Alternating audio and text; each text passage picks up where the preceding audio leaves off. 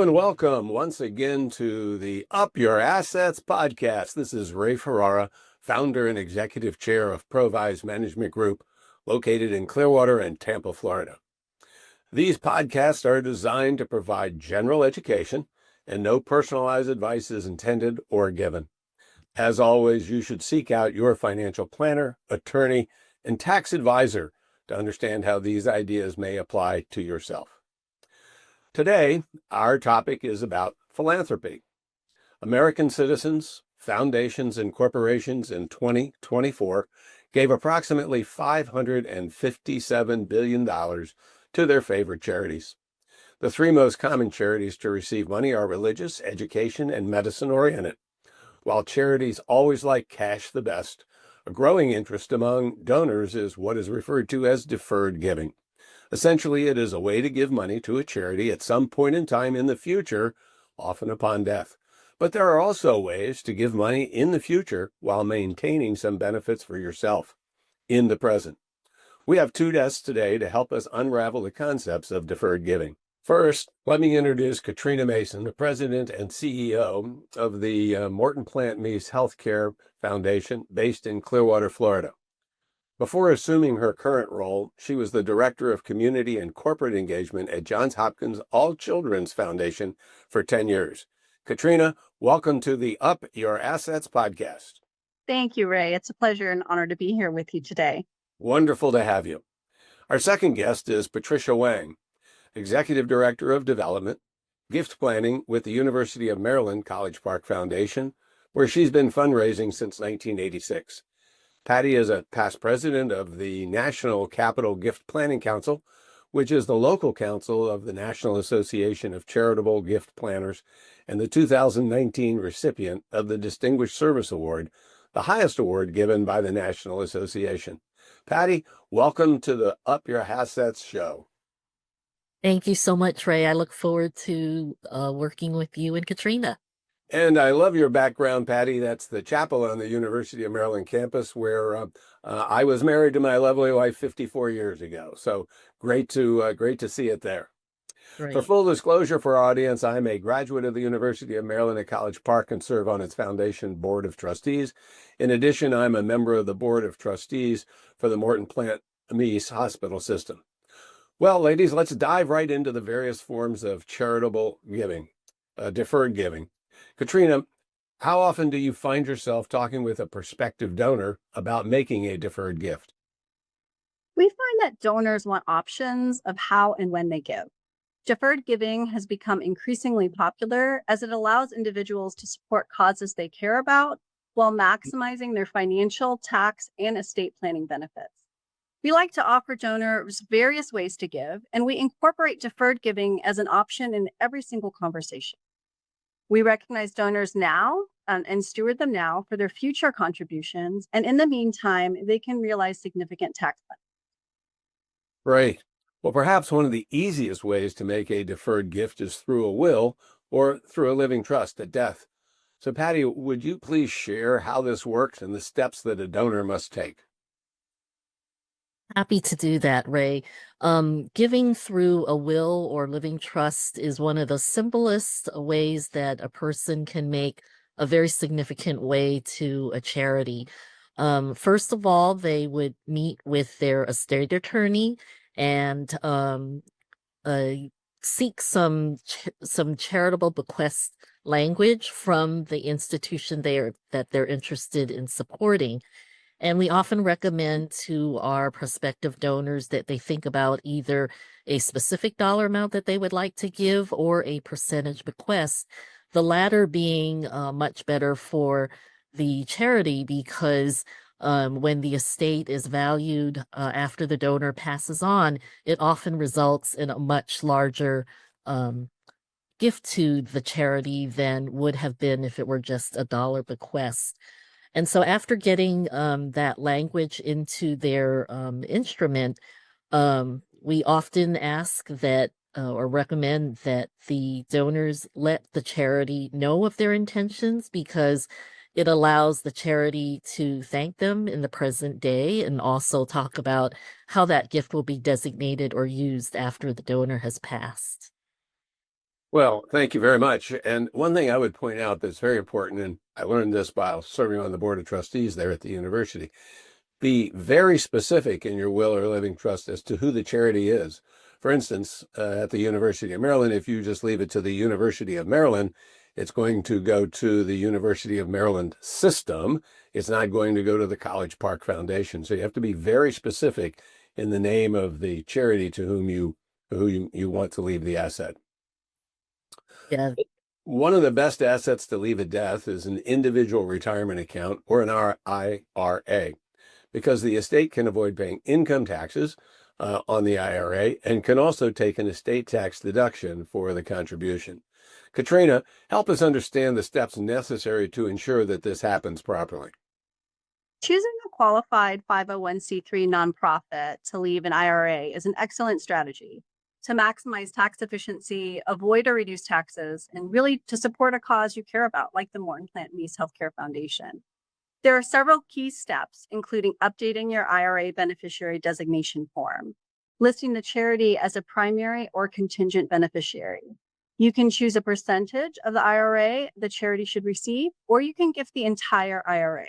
Just as Patty and Ray said, it's really important to notify the charity so they can ensure proper receipt, and the charity can direct your gift to the greatest need of the organization or restrict it to a particular area of your choosing that is most impactful for you. And from a financial planning standpoint, I would mention a couple of things. First of all, you need to name it as a percentage of the IRA, or as often is the case, is to set up a separate IRA specifically with 100% of it going to the foundation. You can't name a dollar amount within a single IRA. Custodian doesn't want that. They want to know a specific number and to make sure that there's enough there. So, for instance, if you were going to leave $100,000 in your IRA and you said 100,000, but it only had 80,000 in it, well, there's a problem. And particularly if you've named multiple beneficiaries, so either make it a percentage or make sure that you've set up a separate IRA naming the charity as the beneficiary. Another valuable tool is the gift of life insurance. And as a financial planner, I believe there are only 3 reasons to own life insurance. First, replace income in the event of a premature death of a breadwinner. Next, to help pay down debts. And lastly, to help pay estate taxes. Thus, for many who retire, there is no longer a need to keep a life insurance policy. So, Patty, how and why would a donor make a gift of a life insurance policy to a charity? Okay, so Ray, a gift of life insurance is a wonderful gift that can actually be made at any age. For a person who is interested in donating a new insurance policy, they would easily just contact their insurance broker and ensure that the charity is the owner and beneficiary of the policy. And those annual payments can actually be tax deductible on their income taxes. And then the life insurance policy benefits the charity after the owner's death. Another way is that if there is an existing policy, that can also be donated to a charity, and it's treated as an asset and therefore as a gift in kind contribution, which includes an appraisal. But again, it's a wonderful way that someone can support a charity through another vehicle other than a will or living trust. That's great. And I think one thing that's important is around recognition of these gifts. So, Patty, in the situation of life insurance, is the gift recognized at its full face amount of the policy, or simply the cash value that's in the policy, or is it the premiums that are paid on an annual basis, or some combination of the above? That is a wonderful question, Ray. And most charities, including the University of Maryland, we will recognize the donor at the full face value of the policy. So even though the gift may not be realized right away, the institution will engage that person in the Legacy Society and also engage that person in the life of the charity. Oh, so that's great to hear. Okay, enough about dying ladies and giving money. Let's turn to what we can do while we're still alive and do it on some type of a deferred basis. At a high level, the donor is able to make a gift and take a tax deduction, yet maintain a partial interest, generally in the form of some type of income for a specific period of time or for a lifetime. More people, as they retire, do not have a guaranteed pension, but they want some form of predictable income in retirement. And a good way to achieve this is through the use of a charitable gift annuity. Patty, how does this concept work, and how does the donor benefit with that stream of income? Or so a charitable gift annuity is a part contract and part gift. And it's a wonderful option because it does provide guaranteed life income, usually for one or up to two annuitants. And there are tax benefits associated with that gift annuity when in the year that the contribution is made. Um, there's also most charities will accept cash or appreciated securities, and if there's another type of funding source that a donor would like to use, it's really up to the charity whether or not to accept that.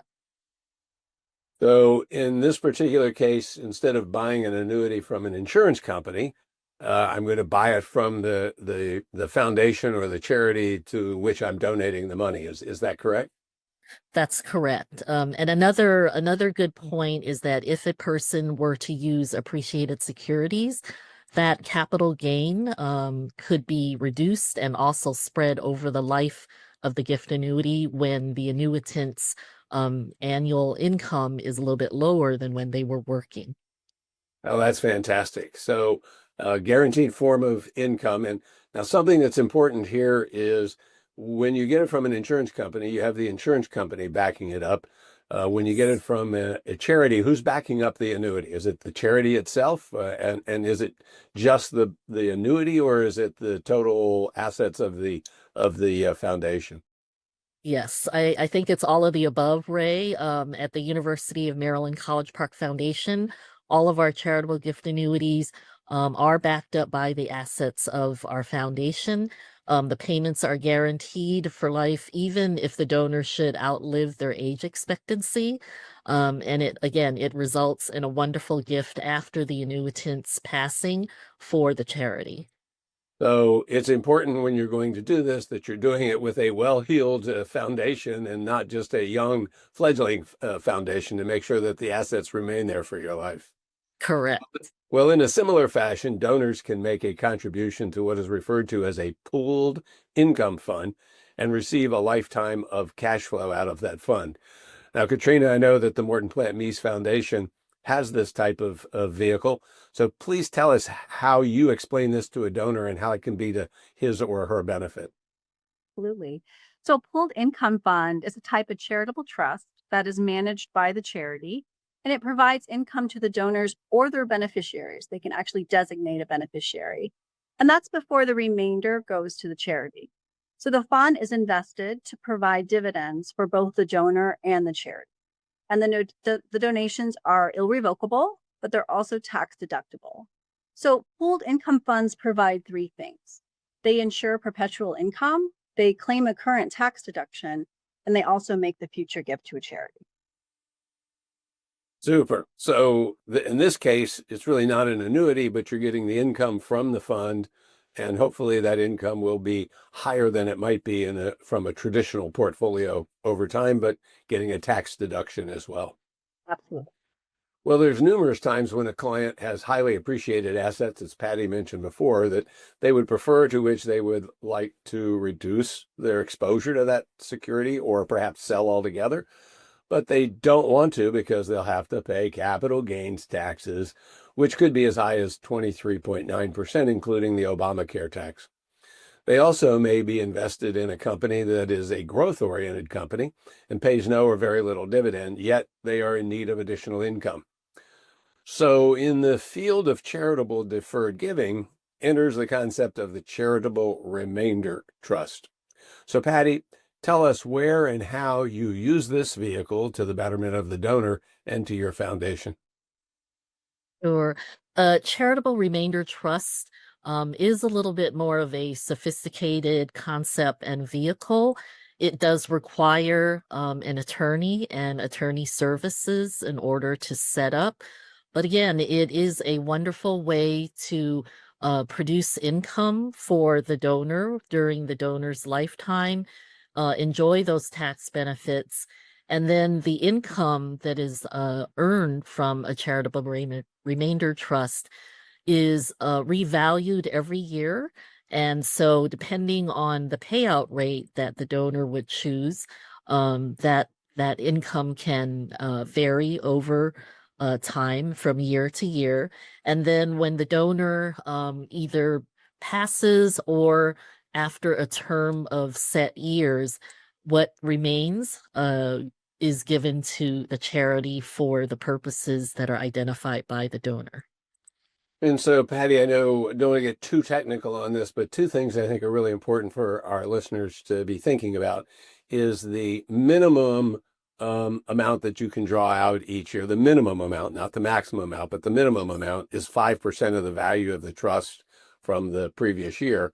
So if the trust grows over time, the donor is going to end up getting more money year to year, but it could go down if it's a bad year in the market.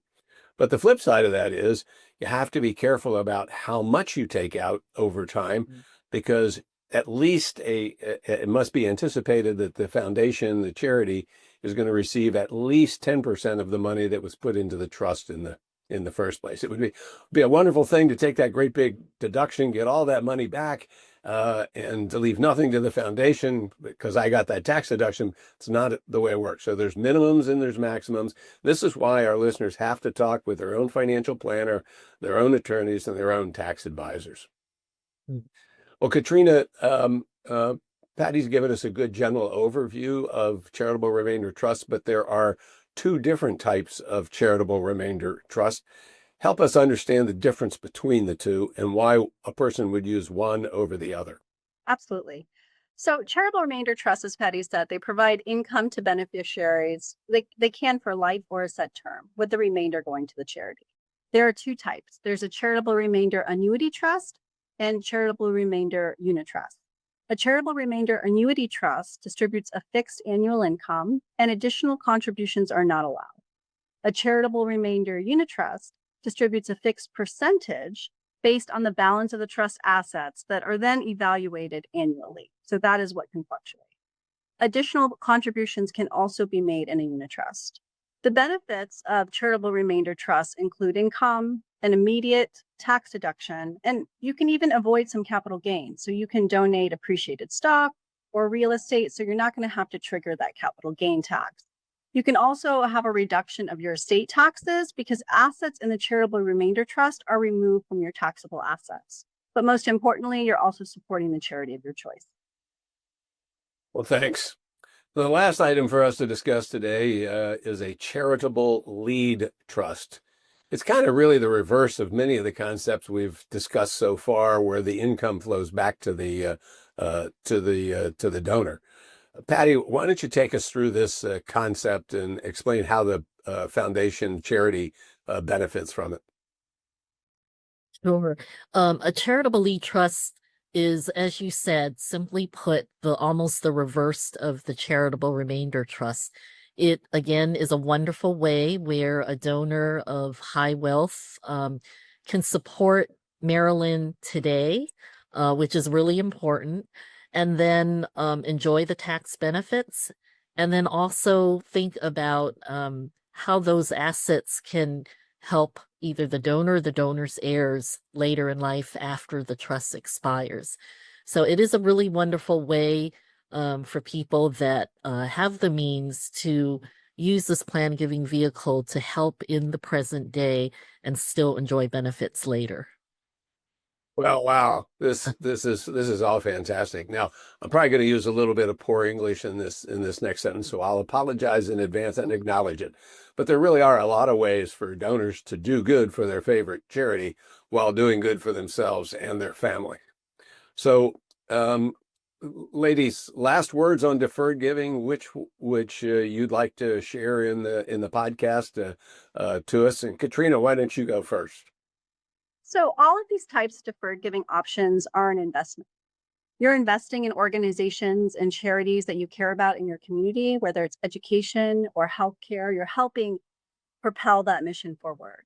So I'd encourage you to work with your financial advisor, your attorney, your CPA on strategies that make sense to maximize your return on investment and to maximize the impact that you want to make for your charitable contributions. So reach out to your charities of choice for guidance. We are always here and available to talk through strategies and also work with your financial advisors and estate planners to help maximize that for you.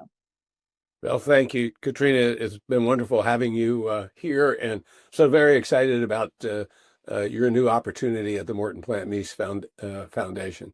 Thank you. Patty, now it's your turn. Thank you, Ray, and thank you, Katrina. Plan giving, I think, is one of it. I consider it as the pinnacle of a way one can really achieve his or her philanthropy. It's a wonderful way to make a significant gift that can really make a truly important impact, either afterlife or even during the present day. I think plan giving focuses on looking at one's wealth as opposed to disposable income, which a lot of people don't think about. And one thing that we often hear in the fundraising world is a donor will say, I didn't give because I wasn't asked. I think that in the plan giving world, we often hear, I didn't know I could do that. So the more we can educate our donors and friends about ways to give in the present day as well as in the future, benefits charities, the University of Maryland, all around. So thank you. Well, Patty, delightful having you here. Again, my thanks to both of you. Now, folks, you hear the expression that every dollar counts, and it's very true when you're making gifts. And so, to whatever level you're capable of making gifts at different times during your life, or perhaps even at death, as we've discussed earlier, keep those charities in mind. Those where you have a passion about what it is that they're doing. I also want to encourage you that as you think about making those gifts, remember, charities always like cash the best, but there are these other vehicles that exist for you to be able to take care of your favorite charity, so that you can be part of that $557 billion that was given last year by corporations, foundations, and individuals just like you and me. So this is the 10th episode of Up Your Assets. Thank you for being with us. Hope you learned something from this. And now go out there and up your assets.